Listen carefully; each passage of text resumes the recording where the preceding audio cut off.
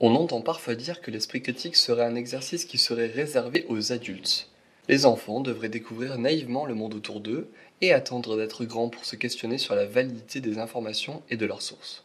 Vouloir développer leur esprit critique trop tôt ne serait pas naturel, voire même risqué. Est-ce une position légitime ? Des expériences de psychologie montrent en réalité que les enfants possèdent des compétences d'esprit critique très précoces. Voyons quelques exemples relatifs à l'évaluation des sources d'informations. Nous voici en présence d'enfants de la maternelle auxquels on montre une vidéo. Dans cette vidéo, deux adultes nomment des objets du quotidien.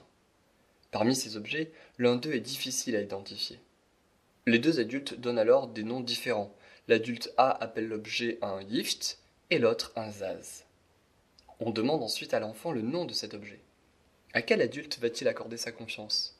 Procédera-t-il au hasard ? Dans une première situation, l'adulte A est une maîtresse de son école, et l'adulte B une maîtresse d'une autre école. Résultat, une majorité d'enfants de 3 à 5 ans montrent une préférence pour l'adulte qui leur est le plus familier. Les enfants n'ont donc pas choisi leur informant au hasard. Ils ont eu recours à un indice pour opérer un choix. Ils accordent leur confiance à l'adulte qui leur est le plus familier. Dans une autre expérience conduite avec des enfants de 3 à 4 ans, les deux adultes inconnus de l'enfant doivent d'abord nommer des objets communs que l'enfant connaît bien.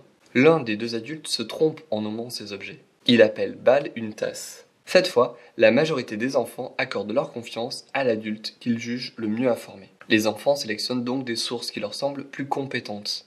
À partir de 5 ans, ce critère de compétence deviendra plus décisif que celui de la familiarité. Les jeunes enfants ont donc la capacité de combiner les différents critères d'évaluation qu'ils acquièrent progressivement. Dans une dernière version de l'expérience, si les deux adultes ne sont pas d'accord pour nommer un objet, les enfants accordent leur confiance à l'adulte qui reçoit l'approbation d'autres adultes, témoins de la scène. L'enfant utilise donc un critère de consensus pour évaluer de manière indirecte la fiabilité des informants.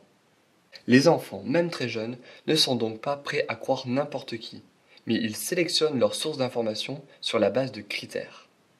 De la même façon, ils disposent de critères pour évaluer le contenu des informations.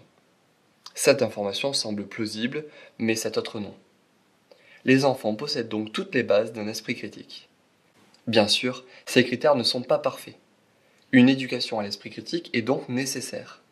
Elle est légitime puisqu'elle s'appuie sur un kit naturel de compétences que possède l'enfant.